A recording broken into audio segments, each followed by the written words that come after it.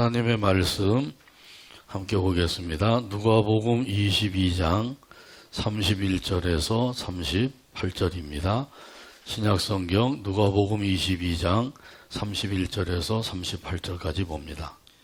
시몬아 시몬아 보라 사탄이 너희를 밀가부르하려고 요구하였으나 그러나 내가 너를 위하여 내 믿음이 떨어지지 않기를 기도하였노니 너는 돌이킨 후에 내 형제를 굳게 하라.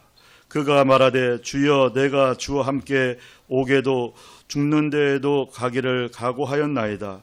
이르시되 베드로야 내가 네게 말하노니 오늘 닭 울기 전에 내가 3번 나를 모른다고 부인하리라 하시니라. 그들에게 이르시되 내가 너희를 전대와 배낭과 신발도 없이 보내었을 때에 부족한 것이 있더냐. 이르되 없었나이다. 이르시되 이제는 전대 있는 자는 가질 것이요 배낭도 그리하고 검 없는 자는 겉옷을 팔아 살지어다. 내가 너에게 말하노니 기록된 바 그는 불법자의 동류로 여김을 받았다 한 말이 내게 이루어져야 하리니 내게 관한 일이 이루어져 감이니라. 그들이 여짜오되 주여 보소서 여기 검 둘이 있나이다. 대답하시되 족하다 하시니라. 아멘. 하나님께 영광을 돌리고 함께 화답하면서 은혜 나눕니다.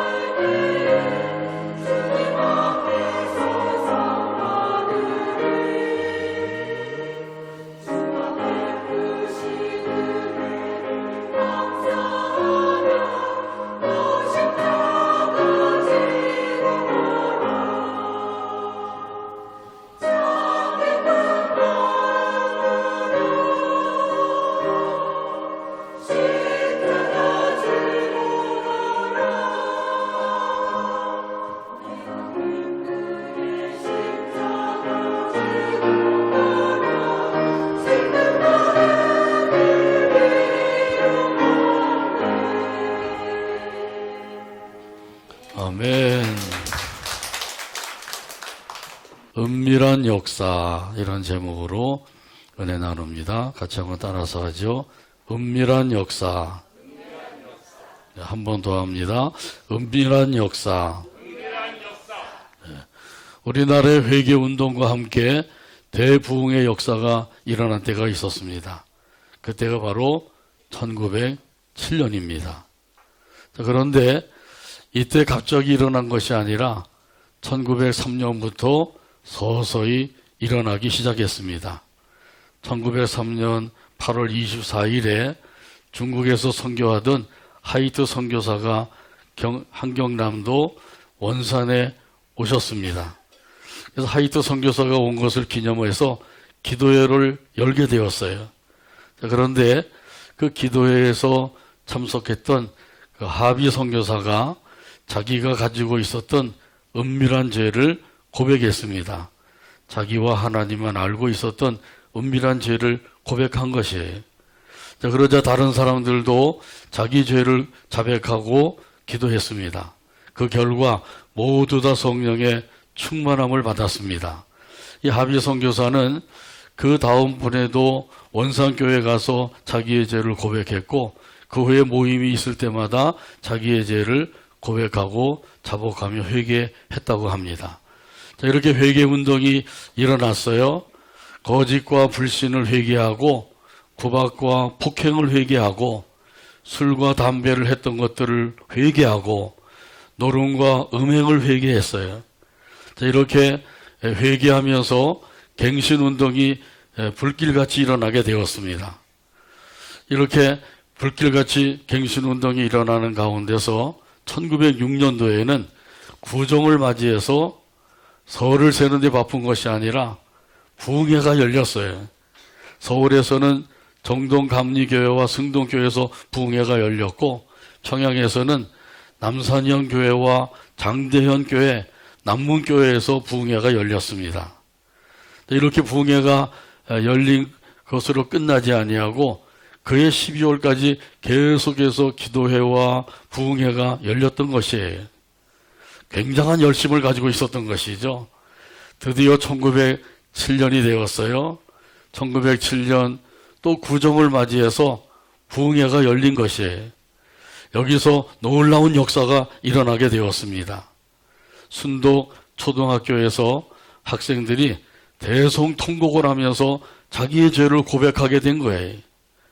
길선주 장로가 있었는데 목사님이 되기 전에 장로로 있을 때 이제 그가 맡아서 인도하던 반이 있었는데 그 반에서도 많은 사람들이 마루바닥에 쓰러져서 손바닥으로 마루바닥을 치면서 회개한 것이에요. 이렇게 회개할 때에 성령이 충만하게 임하게 되었습니다. 이것이 바로 우리나라에 일어났던 회개운동과 함께 대부흥의 역사가 된 것이에요. 베드로를 통해서 하신 말씀과 같은 것이죠. 너희가 회개하여 예수 그리스도의 이름으로 세례를 받고 죄사함을 받으라. 그리하면 성령의 선물을 받으리라. 죄사함을 받으라. 그리하면 성령의 선물을 받으리라.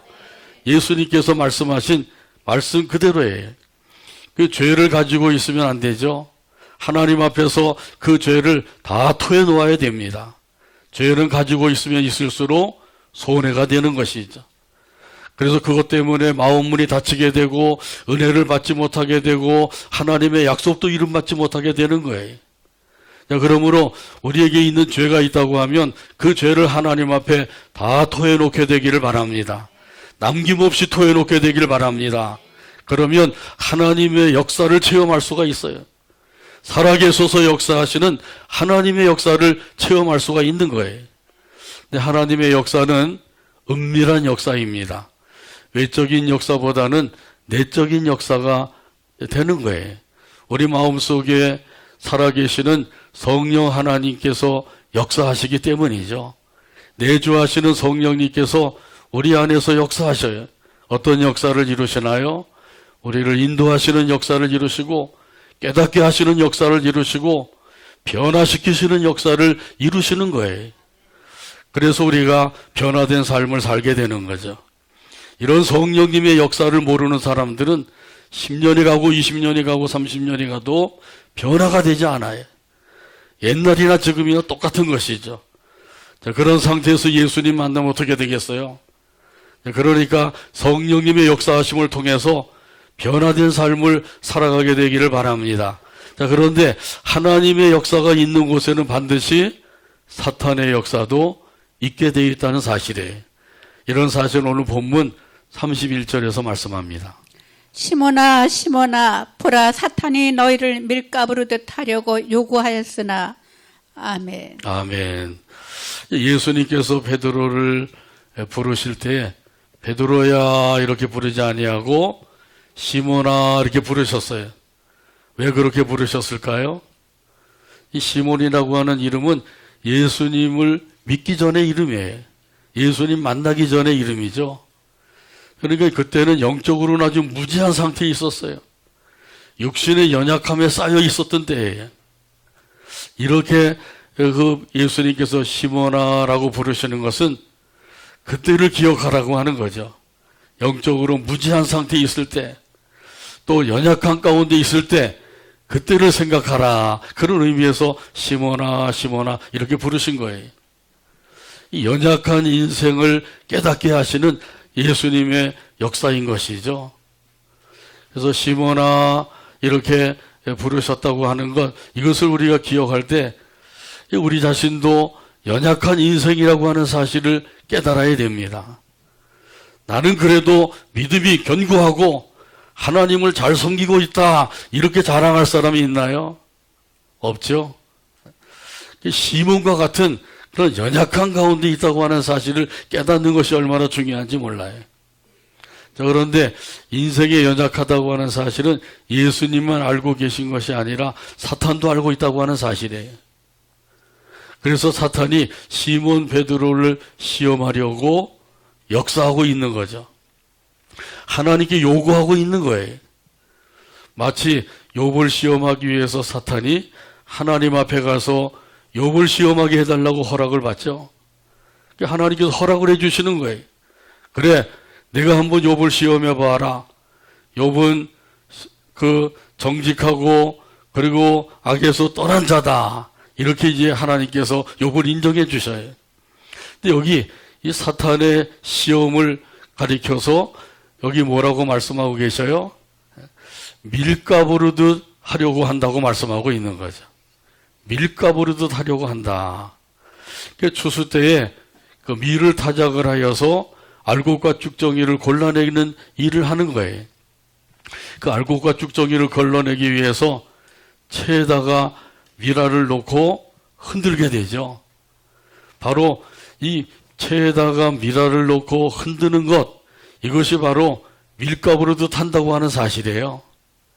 키질을 하는 것도 여기에 해당이 된다고 볼 수가 있는 거죠. 그 타작한 밀을 채 속에다가 놓고 마구 흔들어요. 그러면 어떻게 되나요? 그 밀알이 밑으로 빠져나오게 되고 거기에 이제 돌이나 건불이나 쭉정이 같은 것이 남게 돼. 그걸 버리고 그리고 다시 그 밀을 담아서 또 흔들고 또 찌꺼기가 나오면 또 버리고 이렇게 여러 번 걸러내는 일을 하게 되는 것이죠. 자, 그러니까 밀가부르듯이 한다고 하는 것은 바로 사탄이 시험하고 있다고 하는 거예요. 채에다 놓고 마구 흔들면 어떻게 될까요? 그러면 정신이 없겠죠. 정신이 혼미해지는 거예요. 그래서 그만 시험에 들고 마는 거죠. 시험에 들고 그래서 그 믿음의 자리에서 넘어지고 마는 거예요. 이것이 바로 사탄의 역사라고 하는 사실을 깨달아 알게 되기를 바랍니다. 아멘. 이 시몬 베드로만 아니라 예수님을 믿는 우리들도 지금도 사탄이 계속해서 밀가부르듯이 하고 있는 거예요. 그렇게 해서 우리를 넘어뜨리려고 하는 것이죠. 믿음의 자리에서 넘어뜨리려고 하는 거예요. 지금도 이렇게 사탄이 역사하고 있다고 하는 사실을 우리가 알아야 됩니다. 예수님이 오실 때가 가까우면 가까울수록 사탄은 자기의 때가 얼마 남지 아니한 것을 알고 더욱더 강하게 역사하는 거예요. 자, 그런데 이 사탄을 우리 눈으로 볼 수도 없고 손으로 만져볼 수도 없어요. 그 머리에 뿔을 달고 얼굴도 시커멓게 하고 나타나게 되면 아이고 이놈 사탄이로구나. 그리고 금방 물리쳐서 이길 수가 있는데 보이지도 않고 만져지지도 않고 그리고 오히려 이 사탄은 스파이 같이 나타나는 거예요. 간첩과 같이 나타나는 거죠. 그래서 은밀하게 역사한다고 하는 사실이에요. 간첩이 자기가 간첩이라고 드러내놓고 일을 하나요? 아니죠. 자기 정체를 숨기고 그리고 정보를 수집하는 일을 하는 거예요. 간첩과 같이 사탄이 역사하고 있다고 하는 사실이죠. 사탄이 나를 넘어뜨리려고 지금도 역사하고 있다고 하는 사실을 깨달아서 항상 영적으로 깨워서 사탄을 물리치고 승리의 삶을 살아가는 저와 여러분의 삶이 되기를 주님의 이름으로 축복합니다. 아멘. 그런데 사탄은 우리를 이렇게 밀가부르듯이 하는데 하나님께서는 우리를 살리는 역사를 이루시는 거예요. 사탄이 험악한 모습을 가지고 나타나면 우리가 금방 아는데 사탄이 어떻게 나타난다 그래요? 광명한 천사로 변장을 해서 나타난다고 말씀하죠. 이런 사실은 고린도후서 11장 14절에서도 말씀합니다. 이것은 이상한 일이 아니니라. 사탄도 자기를 광명의 천사로 가장하나니. 아멘. 사탄도 자기를 광명한 천사로 가장한다. 아주 분명하게 말씀하시죠. 이단 중에 몰몬교가 있어요. 이 몰몬교가 생기게 된 것은 조세 스미스라고 하는 청년이 그 당시에 사회가 부패되고 기독교가 좀 부패된 것 같아서 그걸 놓고 하나님 앞에 기도하다가 천사의 계시를 받았어요. 그 천사의 이름은 모로나이라고 하는 천사예요.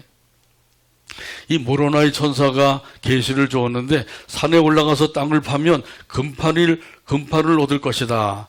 그러니 금판 안에 들어있는 그 책을 가져다가 번역을 하여서 그 책에 기록된 대로 따르라. 이렇게 계시를 준 거예요. 그래서 생긴 것이 몰몬경입니다. 그래서 이 몰몬 교도들은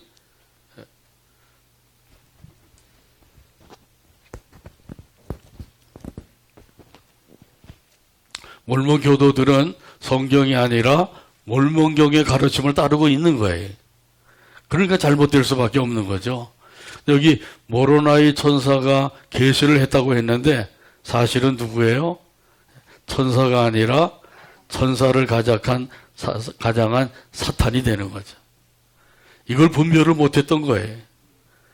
그래서 그 천사가 정말 계시를 준 줄 알고 그걸 갖다가 번역을 하고 거기에 기록된 것을 따르다 보니까 성경하고 어긋나게 된 것이죠.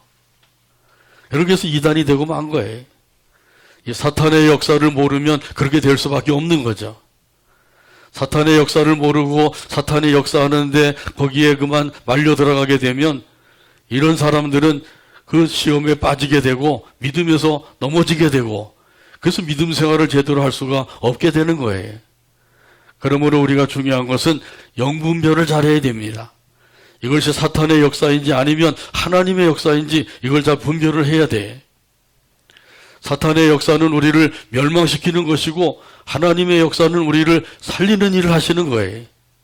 이런 사실은 오늘 본문 32절에서 말씀합니다. 그러나 내가 너를 위하여 내 믿음이 떨어지지 않기를 기도하였노니 너는 돌이킨 후에 내 형제를 굳게 하라. 아멘. 예수님께서는 우리를 위해서 기도하신다고 말씀하죠. 베드로를 위해서도 기도하신 거예요. 사탄은 밀가부르도 하면서 시험하고 있지만은 예수님께서는 기도해 주시는 거죠. 지금도 예수님께서 저와 여러분을 위해서 기도하고 계신 줄로 믿습니다. 아멘. 어디서 기도하셔요? 보호자 우편에서 기도하고 계신 거죠. 그 덕택에 우리가 그래도 믿음을 지키고 이 믿음으로 섬기며 살고 있는 거예요. 내가 잘나서 그게 아니죠. 예수님의 기도 덕택에 지금도 우리가 그래도 믿음을 지키면서 하나님을 섬기고 있는 거예요. 우리 예수님께서 뭐라고 기도하신다고요? 여기 보면은 믿음이 떨어지지 않도록 기도하신다 그러죠. 한번 따라서 할까요? 믿음이 떨어지지 않게 하소서. 이렇게 기도하고 계신 거예요. 지금도 우리를 위해서 이렇게 기도하시니까 그래도 우리가 믿음이 떨어지지 아니하고 믿음 안에서 살고 있는 것이죠. 믿음이 떨어진다고 하는 것은 믿음이 약해진다, 믿음을 잃어버린다 그런 뜻이에요. 믿음이 약해지면 어떻게 될까요? 믿음이 약해지게 되면 사탄이 밀가부르듯 할 때 그만 거기에 까불림을 받아서 시험에 들고 마는 것이죠. 시험에 들면 그 다음에는 있던 믿음도 없어지게 되는 거예요. 그런데 믿음이 굳건한 사람은 어떻게 되나요? 믿음이 굳건한 사람들은 아무리 사탄이 흔들어대고 시험을 한다고 할지라도 흔들리지 않는 거예요. 믿음이 있느냐 없느냐 이게 얼마나 중요한 것인지 모르죠. 믿음이 갈대와 같은 사람이 있어요. 이런 사람들은 환란의 바람이 부는 대로 흔들리는 거죠. 이리 흔들 저리 흔들 계속 흔들거리는 거예요. 그러다가 그만 쓰러지고 넘어지죠. 그런데 100년 된 소나무와 같은 믿음을 가진 사람들이 있어요. 100년 된 소나무는 태풍이 불어와도 불어닥쳐도 흔들리거나 넘어지지 않아요. 굳건히 서 있게 되는 것이죠. 100년 된 소나무와 같은 믿음을 가지고 살게 되기를 바랍니다. 이 믿음으로 승리하게 되길 바랍니다. 아멘. 이 믿음으로 하나님을 기쁘시게 드리며 살게 되기를 바랍니다. 아멘. 하나님의 약속을 믿으면 그렇게 되는 거예요. 하나님의 약속은 변함이 없습니다. 불변의 약속입니다. 반드시 이루어지는 약속입니다. 아멘. 그러므로 이 하나님의 약속만을 붙잡고 살면 절대로 흔들리거나 넘어지지 않게 돼요. 그런데 하나님의 약속을 믿고 그 약속을 붙들지 않는 사람들은 쉽게 넘어지고 마는 것이죠. 그러니까 하나님의 약속을 굳게 믿고 이 믿음을 가지고 살아가는 저와 여러분이 되어서 항상 믿음을 굳건하게 유지하게 되기를 주님의 이름으로 축복합니다. 아멘. 그런데 예수님께서 베드로의 그 연약함을 알고 계셨어요. 그래서 사탄이 밀가부르듯 하고 있다. 그럴 때 예수님께서는 그 밀가부르듯 하려고 하는 그 베드로를 위해서 기도하신다고 말씀하시잖아요. 믿음이 떨어지지 않게 하소서 이렇게 계속 기도하신다는 거예요. 예수님께서 예수님을 부인하는 것도 알고 계셨어요. 그래서 믿음이 떨어지지 않도록 기도한다고 말씀하고 계신 거죠. 너는 그 돌이킨 후에 내 형제를 굳게 하라. 예수님께서 베드로에게 말씀하셔요. 한번 따라서 하죠. 너는 돌이킨 후에 너는 돌이킨 후에 내 형제를 굳게 하라. 아멘. 아멘. 베드로가 예수님을 부인했으나 회개했어요. 회개하고 돌이킨 거예요. 이것이 참으로 중요한 거예요. 우리가 연약하기 때문에 죄를 지을 수가 있는 거죠. 그러나 그 연약하기 때문에 죄를 짓고도 그 연약함을 정당화시켜서는 안 돼. 제가 연약하니까 어쩔 수 없이 그렇게 했어요. 그럼 핑계가 되질 않아요. 연약하기 때문에 죄를 지었다 할지라도 하나님 앞에서 적시로 그 죄를 회개하고 돌이켜야 되는 거죠. 예수님의 말씀대로 하면 되는 거예요. 그런데 참으로 중요한 것은 이 사람 그 말씀대로 하지 아니하고 감정을 따라서 하는 것이 문제가 되는 거예요.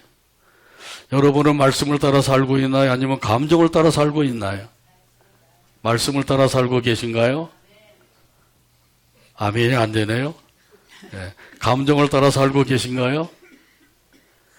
많은 사람들이 예수님을 믿는다고 하면서도 말씀대로 살지 아니하고 감정을 따라 살고 있는 거예요. 그러니까 믿음 생활이 제대로 안 되는 거죠. 말로는 믿음 생활 하는데 실제로는 믿음 생활이 안 되는 거예요. 언제 어디서나 또 무슨 일을 만나든지 항상 하나님의 약속을 굳게 붙잡게 되기를 바랍니다. 아멘.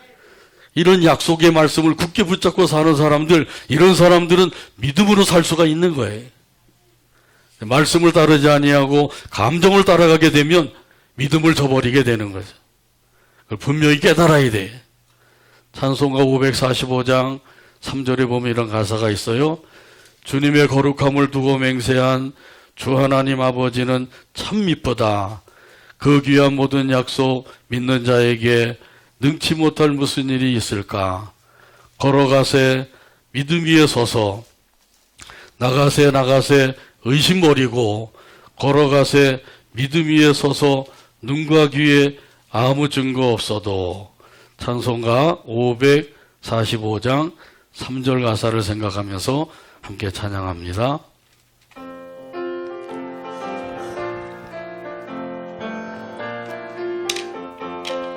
주님의 거룩함을 두고 맹세하. 주님의 거룩함을 두고 주 하나님 맹세하. 아버지는 참 미쁘다. 하나님 아버지는 참 미쁘다. 그 귀한 모든 약속 믿는 그 자에게 귀한 모든 약속 믿는 능치 자에게 못할 무슨 일이 있을까. 능치 못할 무슨 일이 걸어가세 믿음 위에서 저 걸어가세 믿음 나가세 위에서 나가세 의심 버리고 나가세 의심 버리고 걸어가세 믿음 위에서 걸어가세 믿음 위에서 눈과 귀에 아무 증거 눈과 귀에 없어도 아무 증거 없어도 아멘. 하나님의 약속을 믿는 자에게는 능치 못할 일이 없는 줄로 믿습니다. 그래서 우리 하나님의 약속을 믿고 굳게 붙잡고 사는 것이 중요한 거예요. 하나님의 약속을 믿고 굳게 붙잡아야지 자기 자신을 믿으면 반드시 후회할 날이 오게 되는 거죠. 이 시몬 베드로도 자기 자신을 너무 믿었어요.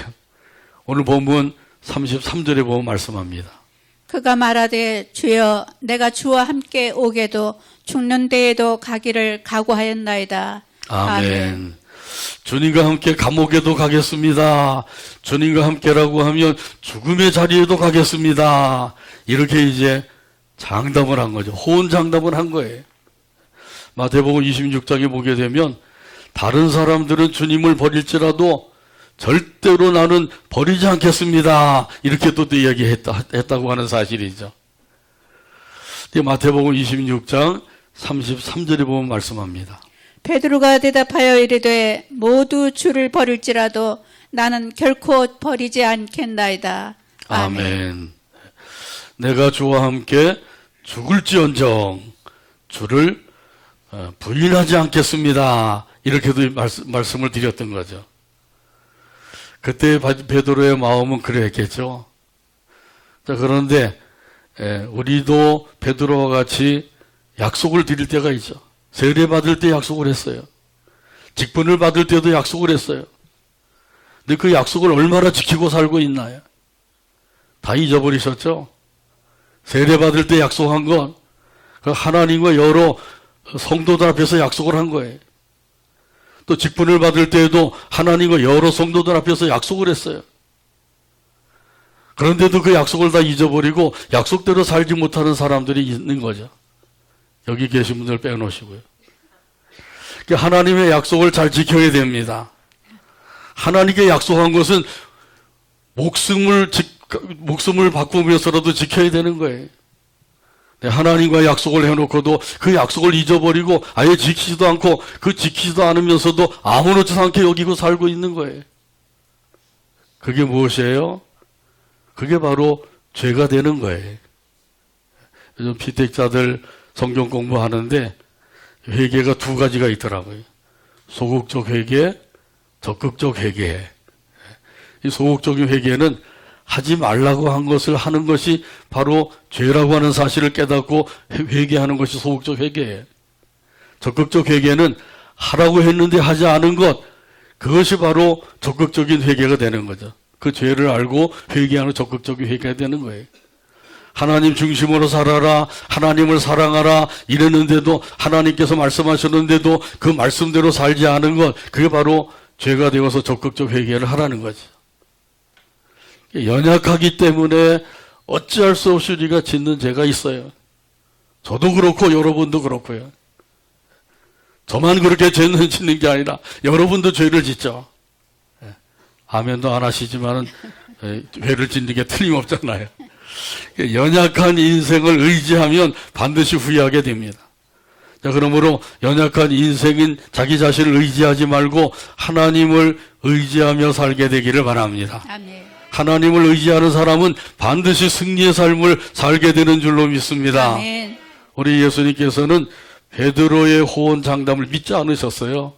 오늘 보면 34절에서 말씀합니다. 이르시되 베드로야 내가 네게 말하노니 오늘 닭 울기 전에 내가 3번 나를 모른다고 부인하리라 하시니라. 아멘. 오늘 닭 울기 전에, 내일도 아니고 모레도 아니고 글피도 아니고 오늘 닭 울기 전에 내가 나를 부인하리라. 예수님께서 베드로에게 하신 말씀이에요. 그 베드로는 호언장담을 했잖아요. 제가 주님과 함께 감옥에도 갇히고 주님과 함께라고 하면 죽음의 자리까지도 가겠습니다. 그렇게 호언장담을 했는데 예수님께서는 오늘 밤이 지나기 전에 네가 나를 부인하리라. 그것도 3번이나 부인하리라. 예수님이 그렇게 말씀하셔요. 그러니까 오늘 호언장담을 했는데 오늘 밤을 넘기지 못할 것이라는 거예요. 그래도 뭐 하루 이틀, 뭐 한 달, 2달은 좀 가야 될 거 아니겠어요? 그런데 그날 밤도 지나지 못해서 3번이나 부인할 거라는 거죠. 베드로가 예수님의 이 말씀을 들을 때 무슨 생각을 했을까요? 예수님께서 나를 모르셔도 한참 모르고 계시는구나. 내가 예수님을 얼마나 좋아하고 사랑하고 존경하고 있는지 그것도 모르시는 것 같은데 뭐 이런 생각을 했을 거 아니겠어요? 그런데 진짜 모르고 있는 것은 예수님이 아니라 베드로 자신인 거죠. 또 예수님의 말씀대로 닭 울기 전에 3번 예수님을 부인하게 되었어요. 그 여종이 물어볼 때 베드로가 대답을 하죠. 나는 그 사람 몰라. 맹세코 몰라. 내가 거짓말하면 저주를 받을 것이다. 나는 정말로 그 사람을 모른다. 이렇게 3번이나 부인한 거예요. 베드로의 말에 의하면 저주받아야 마땅하죠. 내가 거짓말을 하면 저주를 받을 것이다. 그런데 정말로 나는 그를 모른다. 이렇게까지 부인한 거예요. 3번이나 부인할 때 닭이 울었다 그랬어요. 2번째 울었다 그러죠. 마가복음에서는 2번째 닭이 울기 전에 3번 나를 부인할 것이라 그렇게 말씀하셨거든요.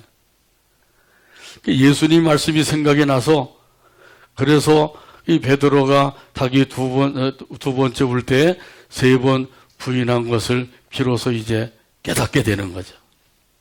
그것이 바로 인생의 연약함을 깨닫는 거예요. 그렇게도 호언장담을 했던 베드로인데 이 베드로가 예수님을 그날 밤을 넘기지 못하고 3번이나 부인했다고 하는 사실이에요. 우리가 믿음으로 살고 하나님과 서약을 하고 그리고 그 서약을 지키며 살아야 되는데 얼마나 그 서약을 지키면서 그 약속을 믿고 살고 있는가. 이걸 다시 한번 돌아봐야 되죠. 옆 사람 돌아볼 여유가 없어요. 나 자신을 돌아봐야 돼요. 내가 하나님 앞에서 어떤 상태로 살고 있는지 나 자신을 돌아봐야 돼요. 베드로는 핑계하지 않았어요. 핑계하지 아니하고 자기의 연약함을 깨닫고 회개하게 된 것이죠. 눈에는 안 보이는 그런 것들 때문에 내가 이렇게 죄를 지었습니다. 시간이 없어서 죄를 지었습니다. 그리고 연약하기 때문에 어쩔 수 없이 죄를 지은 것입니다. 이 핑계 저 핑계 많은 핑계를 대는 사람들이 있죠. 그렇게 핑계를 대고도 그걸 정당화시키기 위해서 다른 사람들을 죄인 취급을 하는 거예요. 자기의 죄는 깨닫지 못하고 다른 사람들을 죄인 취급을 하는 사람들이 있죠. 자기의 죄는 들보와 같은데 다른 사람들의 죄는 티와 같은 거예요. 이렇게 자기 죄를 핑계하면서 누구 때문에 뭐 때문에 이렇게 얘기하는 사람들 누굴 닮은 것 같아요? 우리 조상인 아담과 하와를 닮은 거죠. 하나님께서 아담에게 말씀하셨어요. 따먹지 말라고 한 선악과를 왜 따먹었느냐? 그러니까 뭐라 그래요?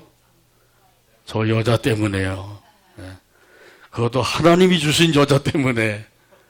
그러니까 하나님도 잘못했다는 거예요.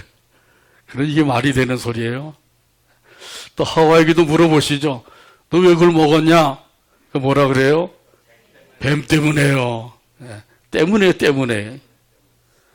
뭐 때문에, 사람 때문에, 이것 때문에, 저것 때문에, 이 때문에를 붙이는 것은 그 아담과 하와를 꼭 닮은 거예요.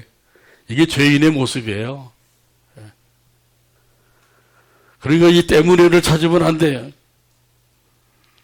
하나님 앞에서 자기 자신을 돌아보고 하나님 앞에 회개 자복하는 일, 이것을 잘해야 돼. 베드로가 그걸 잘했던 거예요. 마태복음 26장 75절에 보면 말씀합니다.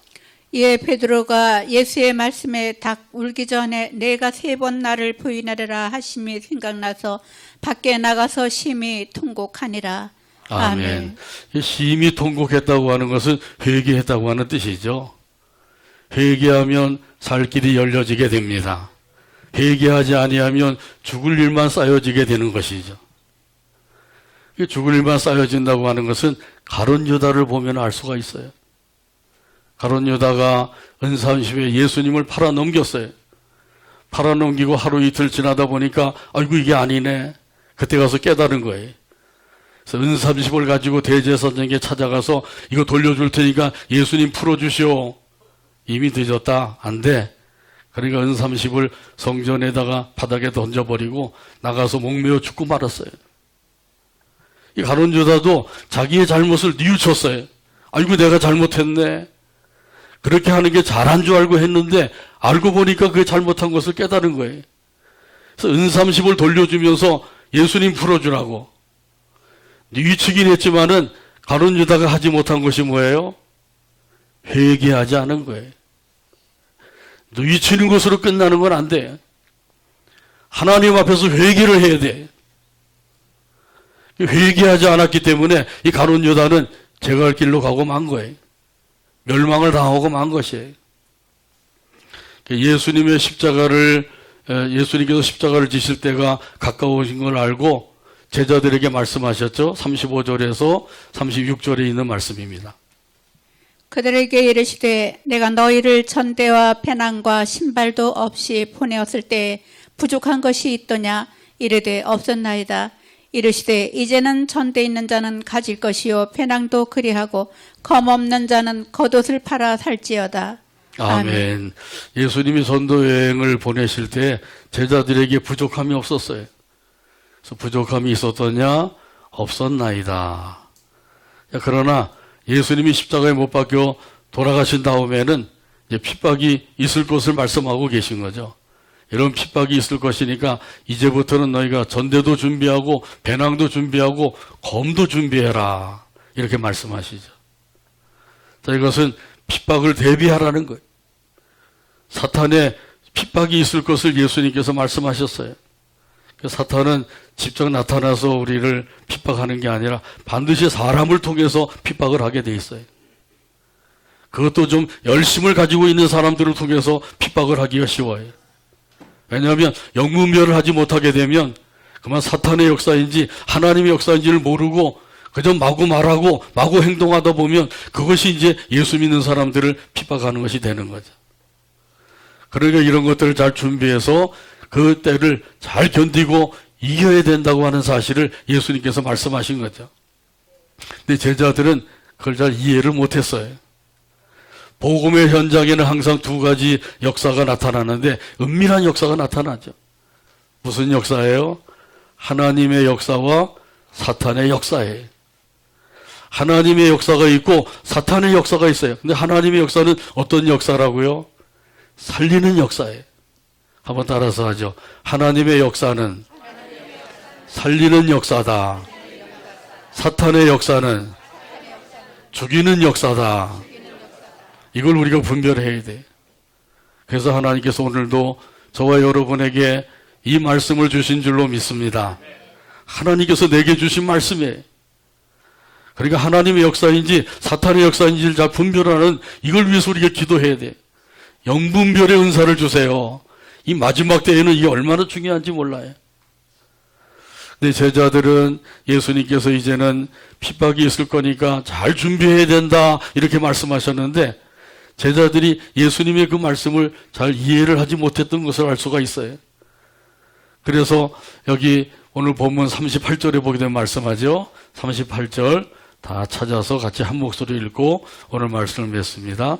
그들이 여짜오되 보소서 여기 검이 둘이 있나이다. 대답하시되 족하다 하시니라. 아멘. 기도합니다. 하나님 아버지 감사합니다. 오늘도 사랑으로 인도해 주시고 함께 모여서 영광을 돌리게 하시며 말씀을 받게 하여 주시니 감사합니다. 하나님께서 우리에게 필요한 말씀을 주신 것을 깨달아 알게 도와주시고 이 말씀을 붙잡고 승리의 삶을 살아가는 우리 모두가 되게 하여 주시옵소서. 예수님의 이름으로 기도하옵나이다. 아멘.